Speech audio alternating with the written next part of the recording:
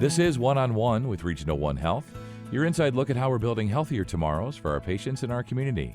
Join us as we get to know some of the individuals who help provide life-saving, life-changing care for our community. I'm Scott Webb, and today Alejandra Alvarez, Chief Innovation Officer at Regional One Health, is here to talk about the Center for Innovation and how it's having a positive impact on patients at Regional One Health and beyond. And I'm also joined by Dr. Eunice Yang, who's here to tell us about OK to Stand Up, a startup that predicts and hopefully prevents falls for patients. It's really nice to have you both here today. Alejandra, I know you're the Chief Innovation Officer at Regional One Health, so you're the perfect person to have on for this topic. So let's start there. What is the mission and goal for the Center for Innovation, and how do you and your team work towards achieving that goal? Yeah, thank you for having me, Scott. It's great to be here. And this topic is very near and dear to my heart. As you said, I have the Yeah. pleasure of leading the Center for Innovation. So, our mission is really to serve as a tool for Regional One Health, to position Regional One Health as a hospital of the future by transforming ideas into growth solutions. And we do that through different programmatic initiatives that involve both internal employee, staff, relationships that we have within the organization with different partners, but also externally. We realized early on that in order for us to really make an impact, we needed to work with those that were innovating outside of Regional One Health. So we have programs also catered to startups and those that are creating new value propositions for healthcare. Just want to drill down a little bit, Alejandra, and tell us about the different types of innovators you work with, how they interact with the rest of the team at Regional One Health. Sure. So internally, we have an innovation lab, which serves as a platform where employees, members of the organization can come in and work on ideas, submit challenges, solve pain points that are important and relevant to the organization. And from there, we move through sort of the typical innovation framework, which is to ideate, build prototypes, test those prototypes, and so on and so forth, with the goal that hopefully that whatever we build gets either integrated and or commercialized as an extension of the value that we bring to the organization. And then we also work on another key pillar program called the Regional One Health Healthcare Access Incubator, which is specifically catering to startups who are in what we call the seed to Series A stage. So they're sort of early development stages, and they are in need of customer validation of both their business use case and their clinical use case. And so those are the two key programs, again, focusing both on internal facing initiatives as well as external facing initiatives. And Dr. Yang, maybe you can talk a little bit about your role here. We're talking about the different types of innovators, which in fact, you may be one of those innovators. Tell us how you kind of fit into this. Our role here with Ali at Regional One Health was to validate our solution. We had validated our solution in the nursing homes, but validating it in the clinical space of hospitals was one that we had not explored. And that's where Regional One Health becomes a real key component to our solution. Is it usable? Is it scalable? And does it make sense for our hospitals to be able to leverage OK to stand up? And if I may, Scott, that's exactly right. So within the innovation world, right, there's three questions you've got to answer.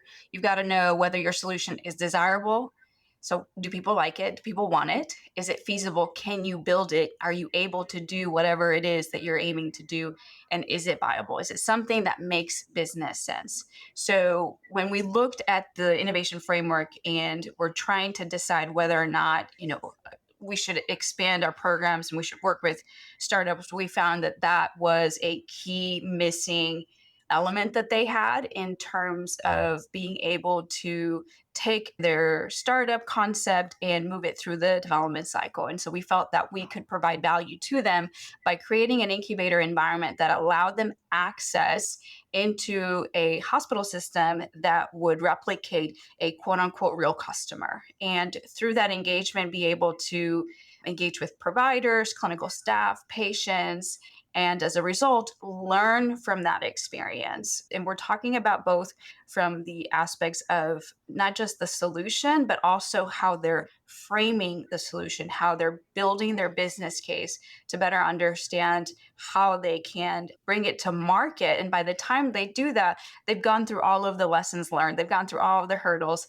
hopefully. And so making their success rate more possible and higher. And so that's one of the value propositions that we believe we bring to the table is how do we, there's a lot of money being invested in helping startups or create startups, but there's not a whole lot of money and or programs and or support taking place in order to help them and ensure that they're successful, right? So our Right. goal here is how do we increase their success rate?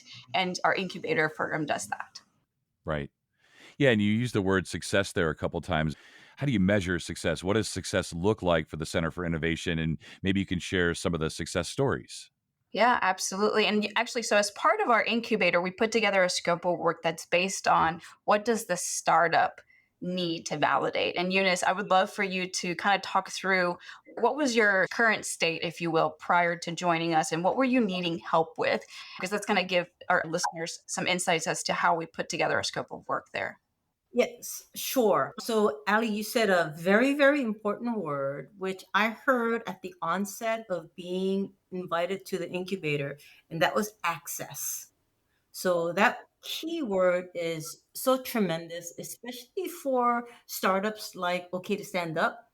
So, when startups are working with healthcare, facilities and healthcare organizations, there's a huge barrier to getting our solution in the door. I mean, literally, that front door of Regional One Health or any other Mhm. hospital is hard. So that access is okay. We come through the front door, and it was like nirvana. Okay. It was amazing because going into the program, in my mind, I had a misconception. In my mind, I'm thinking, oh, wow, we got Regional One Health. Now we're going to sell them our solution. It's Ali said, hold on. We need to Yeah. validate it first, right? So there was this cycle of, oh my goodness, I went through another door in Regional One Health. They're really going to buy it, and we're going to have access to all their resources. Then Ali says, hold on. So I want to share with you what I learned. In terms of the access, it's access to people like Ali who understands the hospital network from the top to the bottom and left and right. Access to clinicians. We're working with several clinicians within the units of the hospital, and it's direct access. Like, I get to talk with them, and this is huge because it provides me an opportunity to understand what problem they're having, and then the access to even the C levels, the financial officers, the nursing officers. All that information that we have gathered really helps us as a startup to really truly understand what makes hospitals tick and what problem areas that they have. And it made me see, I see there are gaps in our solutions. This Mm. incubator has allowed us to see gaps. It has allowed us to see strengths. And it has also allowed us to see other possibilities that we can help hospitals, not just regional ones, but across the board, help hospitals solve their biggest pain points, which in our case, it has to do with fall prevention. Right. And actually, that's a great segue to let's talk about your solution. What value Hmm. proposition are you working on? In hospitals across the United States, for every bed, there is a fall. So in the United States, there's about 700,000 or 800,000 beds. So yes, there are about 700,000 to 800,000 falls each year that happens within the hospitals. These falls cost $35,000. That's a direct cost. What we do is we put in the scenario of saying, what if we can help hospitals prevent those falls? And the key word is preventing them in real time. So, what our solution does is the patients wear a monitor on their chest, it tracks their fine movements, and we're able to predict that they have intentions of sitting up. That's key. Once we know that they have intentions of getting up, we let care staff know that patient in room 415 in the trauma acute unit has intentions of getting up, so please go ahead and provide that intervention. And we've been able to do it within the nursing homes with 5 care organizations, 44 high fall risk patients, over 4,500 hours of remote monitoring, and we had 0 falls. So is that translatable into the hospital? So that's the value prop that we provide, to be able to prevent those type of falls and to be able to help the staff minimize the burden of care that's associated with fall incidents. Yeah, pardon the pun, doctor, but it sounds really innovative, like predicting when a patient is about to sit up, which then could lead to a fall, and trying to prevent those falls. It's very innovative, very cool. And Alejandra, I want to bring you back. What's your team's role in this innovation process, and why do you believe it's so essential to the partners you work with, to Regional One Health, and also to the larger community? Sure. So, as far as our role goes, we are responsible for essentially facilitating and managing the access. So early on, as part of our intake process, we put together a scope of work that specifically outlines what questions they need answers to, what validation elements are still missing, what gaps do they have. And this is all based on initial assumptions, mind you. And so Right. we put together a scope of work where we try to understand what's the effort like, how long is it going to take, what does success look like? And then upon creating that and everybody signing off on that, we take on.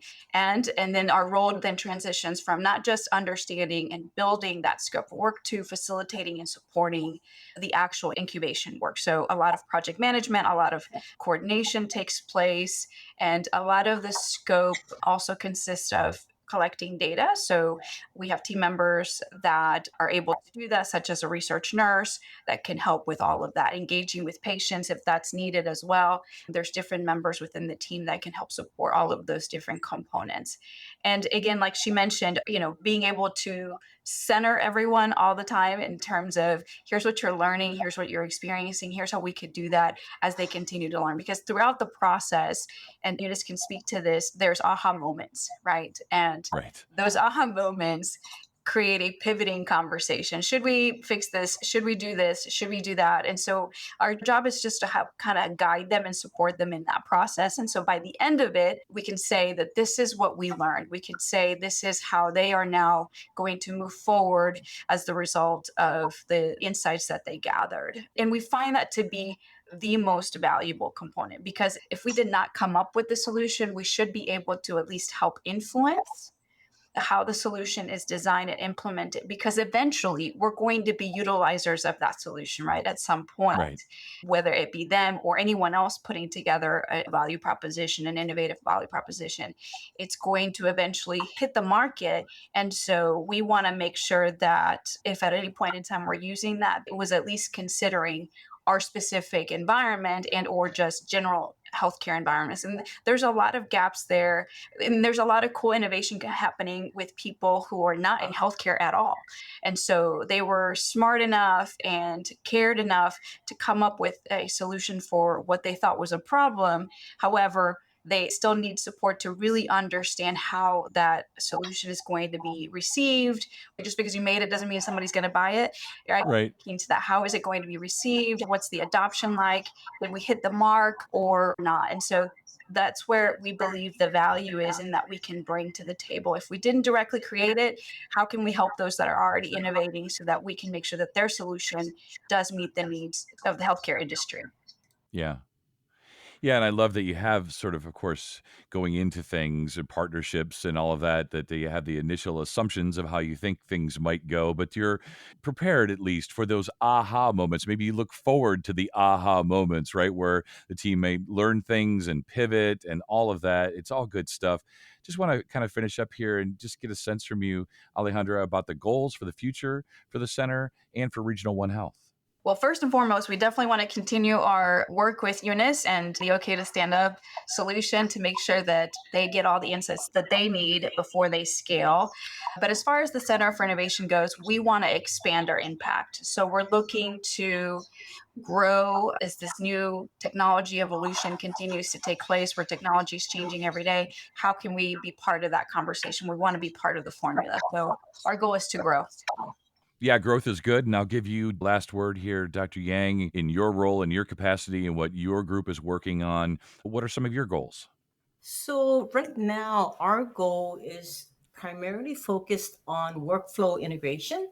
So in terms of the technology piece, we're solid. Where Regional One Health comes in and the incubator program comes in is a critical component of workflow integration.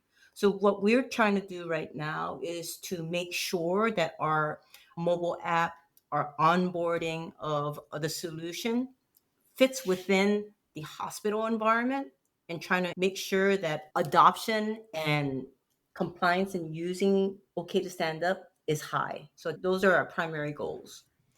Well, it's been a pleasure to have you both here today to learn more about the Center for Innovation, OK to Stand Up, this partnership, the success stories, all good stuff. So thank you both.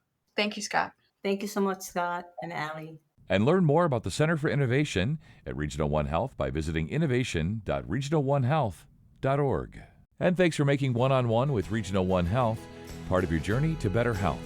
Join us next time as we introduce you to another member of the Regional One Health family. I'm Scott Webb. Stay well.